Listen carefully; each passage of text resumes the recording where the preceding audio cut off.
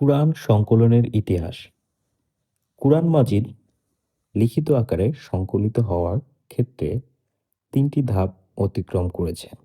১ম ধাপ নবী সাল্লাল্লাহু আলাইহি ওয়াসাল্লামের যুগ, ২য় ধাপ আবু বক্কর রাদিয়াল্লাহু তাআলা এর যুগ এবং ৩য় ধাপ উসমান রাদিয়াল্লাহু তাআলা এর যুগ। আর এই শেষ ধাপে যখন সংকলন করা হয়, তখন কোরআনের অনেকগুলো প্রতিলিপি তৈরি করে বিভিন্ন অঞ্চলে পাঠানো হয়। ১ম ধাপ নবী সাল্লাল্লাহু আলাইহি ওয়াসাল্লামের যুগে। নবী সাল্লাল্লাহু আলাইহি ওয়াসাল্লামের যুগে কুরআন সংকলনের ১ম এবং প্রধান উপায় ছিল মুখস্থ করা ও হৃদয়ে ধারণ করা। কারণ নবী সাল্লাল্লাহু আলাইহি সাল্লাম ছিলেন একজন উম্মি, অর্থাৎ যিনি লিখতে পড়তে জানতেন না। আর তিনি এমন এক জাতির মধ্যে প্রেরিত হয়েছিলেন যারা মূলত মুখস্থ বিদ্যার উপরই নির্ভর করত। আবার সে সময় লেখার উপকরণও সহজলভ্য ছিল না। তাই মূলত সাহাবীরা কোরআন মুখস্থ করাকেই প্রাধান্য দিতেন। এটি ছিল তখনকার আরবদের সাধারণ রীতি। তারা তাদের কবিতা, বংশপরিচয়, গৌরবগাথা এবং ঐতিহাসিক ঘটনাগুলো মুখস্থ রাখত। নবী সাল্লাল্লাহু আলাইহি সাল্লামের কাছে যখন ওহী আসতো, তখনই তিনি তা মুখস্থ করে নিতেন। ফলে কুরআন সংস্করণের সবচেয়ে নিরাপদ জায়গা ছিল নবী সাল্লাল্লাহু আলাইহি সাল্লামের স্মৃতিশক্তি, যেখানে কোনো ভুল-ভ্রান্তি বা পরিবর্তনের আশঙ্কা ছিল না।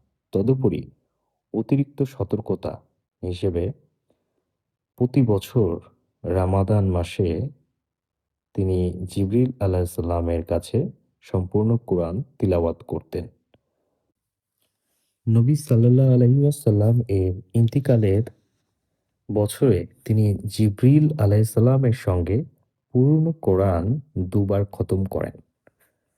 সাহাবায়ে কেরাম ও কোরআনের ব্যাপারে ছিলেন অত্যন্ত যত্নশীল। তারা কোরআন মুখস্থ করা ও সংরক্ষণ করার ক্ষেত্রে একে অপরের সঙ্গে প্রতিযোগিতা করতেন। কোরআন অধ্যয়ন ও বোঝার জন্য তারা ছিলেন অধীর আগ্রহী। কে কতটুকু কোরআন মুখস্থ করেছেন তার ভিত্তিতে তাদের মাঝে মর্যাদার পার্থক্য হতো। এমনকি কোনো নারী সাহাবীর জন্য তার বিয়ের মোহর হতো একটি কোরআনের সূরা, যা তার স্বামীর তাকে শেখাতেন। তারা ঘুমের আরাম ও বিশ্রাম ত্যাগ করে রাত জেগে কোরআন তিলাওয়াত করতেন। গভীর রাতে কেউ সাহাবায়ে কেরামের ঘরের পাশ দিয়ে গেলে শুনতে পেতেন কোরআন তিলাওয়াতের শব্দ, যা মৌমাছির গুঞ্জনের মতো প্রতিধ্বনিত হতো। রাসূল সাল্লাল্লাহু আলাইহি সাল্লাম তাদের মধ্যে কোরআনের প্রতি এই ভালোবাসা ও যত্ন আরো দৃঢ় করতেন। তিনি তাদের কাছে আল্লাহর পক্ষ থেকে অবতীর্ণ ওহী পৌঁছে দিতেন এবং দূরবর্তী সাহাবীদের কাছে কোরআন শিক্ষার জন্য প্রতিনিধি পাঠাতেন। যেমন তিনি মদিনায় হিজরতের পূর্বে মুসআব ইবনু উমাইর ও ইবনু উম্মি মাকতুমকে পাঠান, যাতে তারা মদিনাবাসীদের ইসলাম শেখান এবং কোরআন তিলাওয়াত করান। একইভাবে হিজরতের পর তিনি মক্কায় মুআজ ইবন জাবালকে পাঠান, যাতে তিনি মানুষকে কোরআন মুখস্থ করার ও তিলাওয়াত শেখান। উবাদা ইবনু সামিত বলেন, যখন কেউ হিজরত করে মদিনায় আসতো, তখন নবী সাল্লাল্লাহু আলাইহি সাল্লাম তাকে আমাদের মধ্যে কোনো এক সাহাবীর কাছে দিয়ে দিতেন, যাতে সে তাকে কুরআন শেখায়। তিনি আরো বলেন, মসজিদে নববীতে কুরআন তিলাওয়াতের শব্দে এক প্রকার গুঞ্জন সৃষ্টি হতো। এমনকি নবী সাল্লাল্লাহু আলাইহি সাল্লাম তাদেরকে নির্দেশ দিয়েছিলেন, তোমরা আওয়াজ একটু নিচু করো, যেন একে অপরের সঙ্গে শব্দ মিশে বিভ্রান্তি সৃষ্টি না হয়। উপরোক্ত আলোচনা থেকে বোঝা যায় যে রাসূল সাল্লাল্লাহু আলাইহি সাল্লামের জীবদ্দশায় অসংখ্য সাহাবী কুরআন হিফজ করেছিলেন। মুজাহিদদের মধ্যে ছিলেন ৪ খলিফা আবু বকর, ওমর, ওসমান, আলী ও তালহা ইবনু উবাইদিল্লাহ। সাদ ইবনু আবি ওয়াক্কাস, আব্দুল্লাহ ইবনু মাসউদ,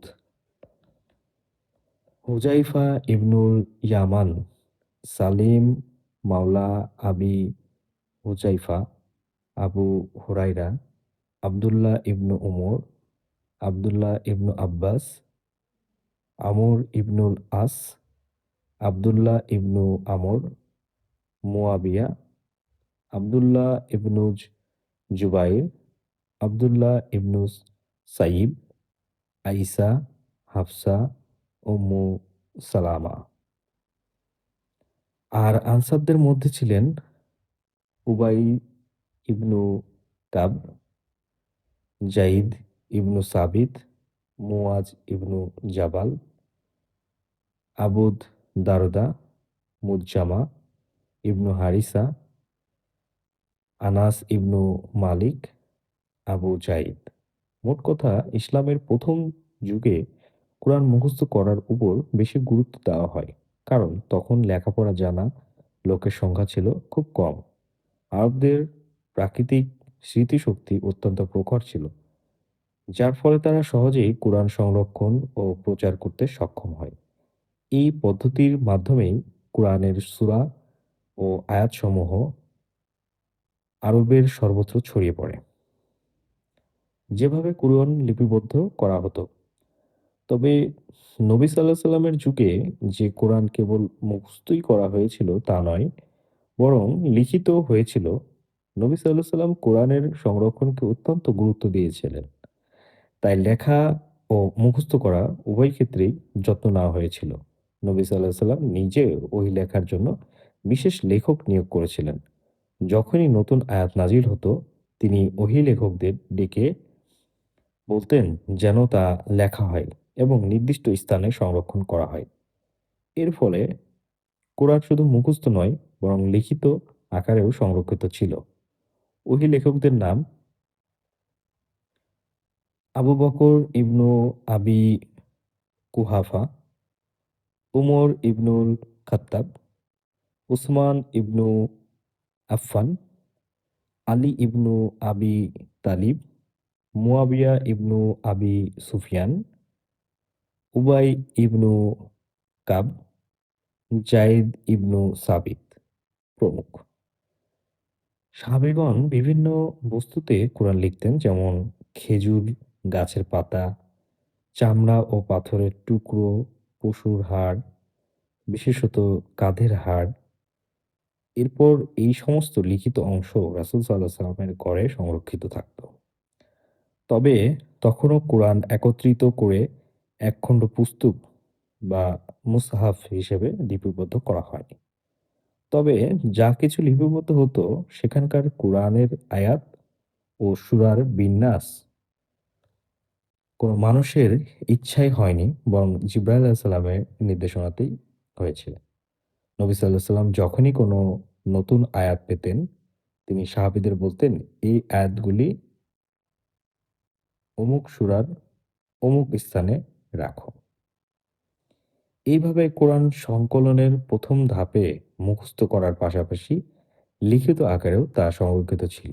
কিন্তু তখনও এটি এককভাবে মুসহাফ আকারে লিপিবদ্ধ হয়নি, বরং বিভিন্ন উপকরণের বিক্ষিপ্তভাবে লেখা ছিল। এই পদ্ধতি আল্লাহর নির্দেশে ও নবী সাল্লাল্লাহু আলাইহি সাল্লামের তত্ত্বাবধানে সম্পন্ন হয়েছিল, যা পরবর্তী যুগে আনুষ্ঠানিকভাবে সংকলিত হয়। দ্বিতীয় ধাপ: আবু বকর এর যুগ।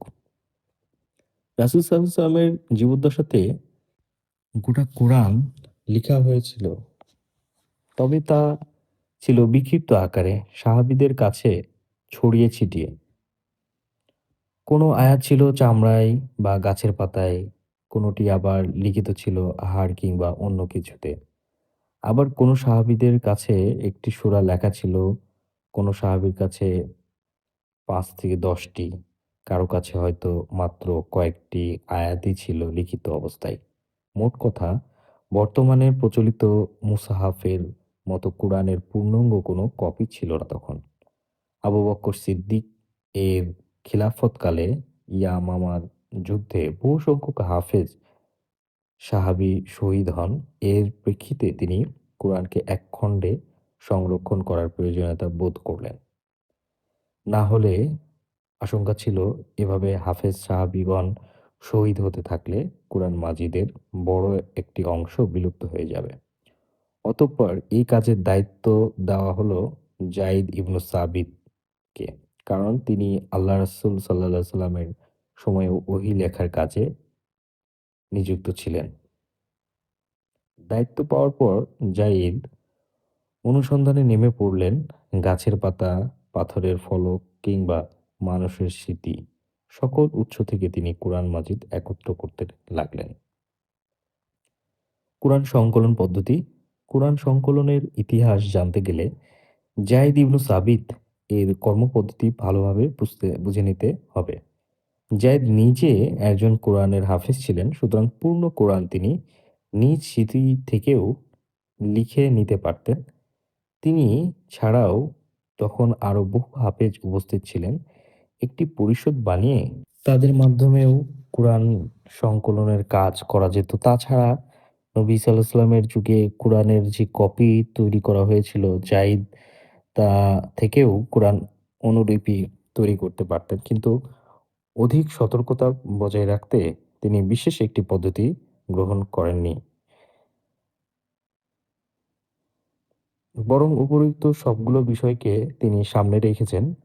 এক্ষেত্রে উল্লেখযোগ্য বিশ্বস্ত সাহাবীদের লিখিত ও মৌখিক সাক্ষ্যের ভিত্তিতে একেকটি আয়াতের বিশুদ্ধতা প্রমাণিত হবার পর সেটিকে তিনি নিজ সংকলনের স্থান দিয়েছেন।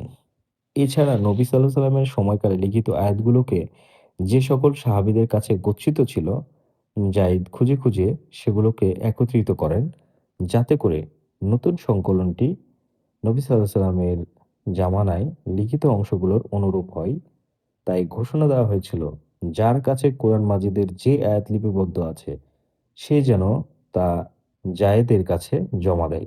অতঃপর কেউ যখন তার কাছে লিখিত আয়াত নিয়ে আসত, যায়েদ কিছু পদ্ধতি অবলম্বন করে সেগুলোকে সত্যতা পরখ করে নিতেন। যেহেতু তিনি নিজে হাফেজ ছিলেন, তাই আগত আয়াত বা আয়াতগুলোকে তিনি সবার আগে নিজের স্মৃতির সাথে মিলিয়ে নিতেন। ওমর ও ছিলেন কুরআনের হাফেজ, তাই আবু বকর তাকেও যায়েদের সহযোগী হিসেবে নিয়োগ দেন, যাতে করে কোনো আয়াত গ্রহণ বর্জনের ক্ষেত্রে তারা যৌথভাবে সিদ্ধান্ত নিতে পারেন। আরও একটি গুরুত্বপূর্ণ দিক বিবেচনা করা হতো, কোনো আয়াত গ্রহণ করার ক্ষেত্রে দুজন নির্ভরযোগ্য সাহাবীকে এ মর্মে সাক্ষ্য দিতে হতো যে এই আয়াতটি রাসূল সাল্লাল্লাহু আলাইহি ওয়াসাল্লামের সামনে লেখা হয়েছিল। সবশেষে লিপিবদ্ধ আয়াতগুলোকে সেই সকল আয়াতের সাথে মিলিয়ে দেখা হতো যা একাধিক সাহাবীদের কাছে সংরক্ষিত ছিল। তবে সংকলিত এই মুসহাফটিতে সূরাগুলোকে বিন্যস্তভাবে সাজানো হয়নি, বরং প্রতিটি সূরাকে আলাদা, আলাদাভাবে লেখা হয়েছিল। ২য় ধাপ, উসমান এর যুগ। আরবের ব্যবসায়ীরা নতুন যে অঞ্চলে যেতেন, সেখানেই ইসলামের সুমহান বার্তা পৌঁছে দিতে লাগলেন।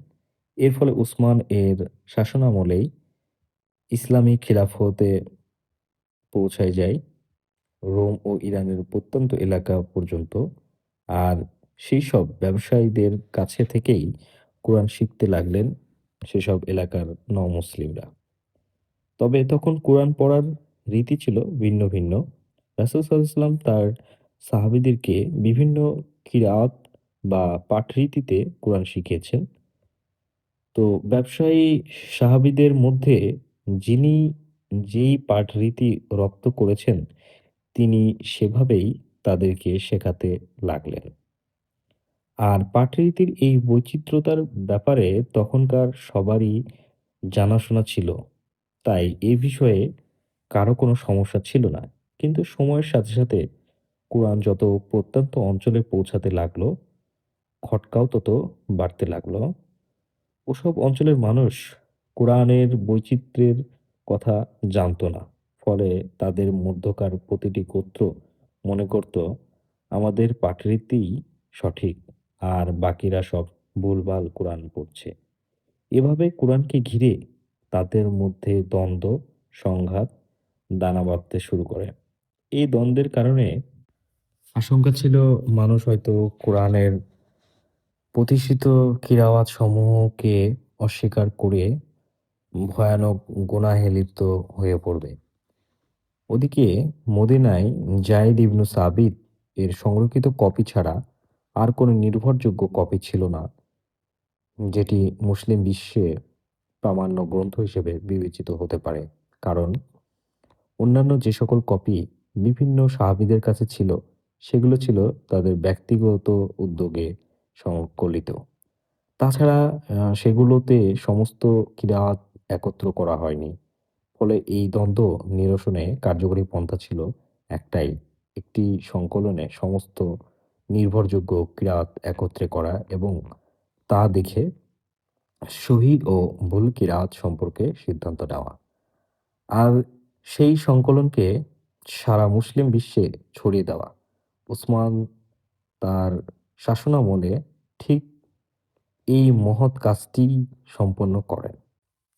আবু বকর যে মুসহাফটি প্রস্তুত করে রেখে গিয়েছিলেন, সেটি সংরক্ষিত ছিল উম্মুল মুমিনিন হাফসা এর কাছে। উসমান ৪ জন সাহাবীদের সমন্বয়ে একটি বিশেষ পরিষদ গঠন করেন। তাদের দায়িত্ব ছিল আবু বকর এর সংকলিত মুসহাফটির বেশ কিছু অনুলিপি তৈরি করা। তবে অনুলিপিতে সূরাগুলোকে বিন্যস্ত রূপে লিখতে হবে। এই ৪ জন সাহাবীর মধ্যে যায়েদ ইবনু সাবিত ছিলেন আনসারী, আর বাকিরা ছিলেন কুরাইশী। ওসমান এর নির্দেশনা ছিল, যদি এই ৪ জনের মধ্যে কোরআনের কোনো অংশ নিয়ে যদি মতবিরোধ দেখা দেয়, তাহলে কুরাইশি রীতি অগ্রাধিকার পাবে। কেননা কোরআন মাজিদ তাদের ভাষাতে নাজিল হয়েছে। প্রাথমিক পর্যায়ে এই কাজে উক্ত ৪ সাহাবী নিযুক্ত ছিলেন। পরবর্তী সময়ে অন্যান্য সাহাবীদেরকে তাদের সহযোগী হিসেবে নিয়োগ দেওয়া হয়। সূরাগুলোকে বিন্যস্ত করার পাশাপাশি তারা আরেকটি দারুণ কাজ করেছিলেন। কোরআনের আয়াতগুলোকে এমনভাবে লিখেছেন যেখানে কোনো নুক্তা ও হরফ ব্যবহার করেননি। এর ফলে মুত্তাওয়াতির সবগুলো কিরাআত এসে পড়ল। কোনো পাঠরীতিকেই প্রাধান্য না দিয়ে বরং সবগুলো রীতিতেই কোরআন পড়বার ব্যবস্থা রাখা হলো। পরিশেষে সম্মিলিতভাবে সত্যায়িত কপিটির একাধিক অনুলিপি তৈরি করা হয়। আবু হাতিম সিজিস্তানি এর অভিমত অনুসারে ৭টি কপি তৈরি করা হয়েছিল। একটি কপি মদিনাতে রেখে বাকি সবগুলো কপিকে ছড়িয়ে দেওয়া হয় পৃথিবীর বিভিন্ন প্রান্তে। একটি মক্কায়, একটি শামে, একটি ইয়ামানে, একটি বাহরাইনে এবং একটি বসরায় ও একটি কুফায় পাঠিয়ে দেওয়া হয়। যাতে করে কোরআনের পাঠরীতিকে কেন্দ্র করে আর কোনো দ্বন্দ্ব সংঘাত সৃষ্টি হতে না পারে।